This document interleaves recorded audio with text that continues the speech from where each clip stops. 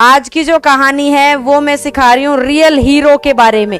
Real hero of Hindustan was या is Swami Vivekananda ji के जीवन का एक मजेदार किस्सा जो आज ही मैंने कहीं पे सुना था। तो स्वामी विवेकानंद के जीवन का किस्सा कुछ इस तरीके से है बच्चों कि नदी के किनारे स्वामी जी खड़े थे और वहीं से उसी समय पर एक साधु जी गुजरते हैं और रुक करके उनसे पूछते हैं कि क्या आप स्वामी विवेकानंद हैं? वो कहता हाँ जी मैं ही हूँ। आप स्वामी विवेकानंद हैं तो यहाँ ऐसे क्यों खड़े हैं?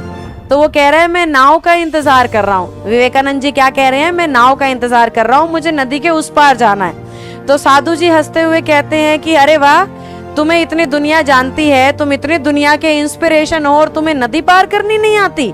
मैं करके दिखाता हूँ, देखो मुझे कोई नहीं जानता लेकिन फिर भी मुझ में ये टैलेंट है, मैं दिखाता हूँ तुम्हें। वो साधु साहब नदी पर चल करके उस पार चले जाते हैं और चल करके वापिस आके स्वामी विवेकानंद जी को कहते हैं देखा, तुम्हें लोग जानते हैं, मुझे कोई भी नहीं जानता है, मैं तुमसे ज्यादा ज्ञानी हूँ, मेरे अंदर ये स्किल भी है, मैं पानी पर चल सकता हूँ। तुम्हें तो ये भी नहीं आता, तुम्हें संसार जानता है, मुझे कोई नहीं जानता। तो स्वामी विवेकानंद जी ये बात सुनकर हंसते हैं और उससे पूछते हैं कि ये कला सीखने में आपने कितने दिन लगाए?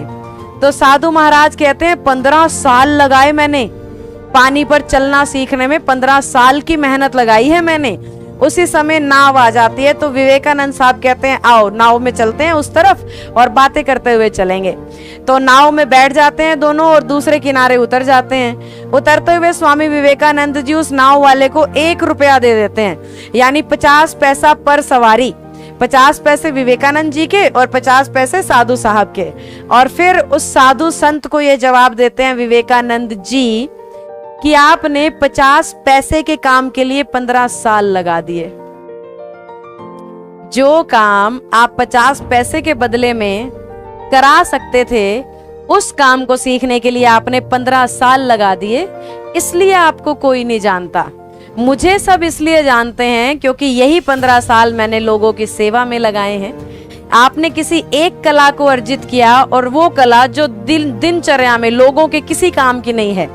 मैं वो काम करता हूँ जो लोगों का जीवन संवारता है, लोगों की मदद करता है, इसलिए लोग मुझे जानते हैं और आपको नहीं जानते हैं। तो समय की सही उपयोगिता ये कहानी आपको सिखाती है कि जो सही समय सही दिशा में लगा देता है उसको रिजल्ट भी सही सही मिलते हैं, और जो सही समय गलत दिशा में लगा देता है उसको रिजल्ट भी गलत मिलते हैं। तो साधु बाबा ने 15 साल लगा दिए पानी पर चलना सीखने में, लेकिन वो चीज़ उन्हें प्रसिद्ध नहीं कर पाई।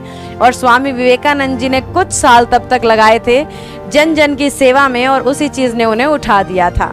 इसीलिए विवेकानंद जी कहते हैं एक लक्ष्य पकड़ो, उस लक्ष्य के लिए जियो और उसी के ऊपर पूरे समर्पित हो जाओ। और वो लक्ष्य कुछ ऐसा होना चाहिए जो आपके जीवन को संवार दे, आपके नहीं तो दूसरों के जीवन को संवार दे। लक्ष्य कुछ ऐसा आपका होना चाहिए। तो मैं टीचिंग को बहुत अच्छा प्रोफेशन मानती हूँ क्योंकि इसमें खुद तो इंसान सीखता ही है, कई हजार लोगों को सिखाता है और बहुत सारे लोगों का रोजगार भी बनाता है। तो आप भी कोशिश करें, अपना निर्णय अच्छे से लें और 50 पैसे की चीज पे 15 साल मत लगा देना। 15 साल लगाओ तो वर्थ इट वाली चीज पर ही लगाना कि जो चीज वाकई में ही 15 साल डिजर्व करती हो।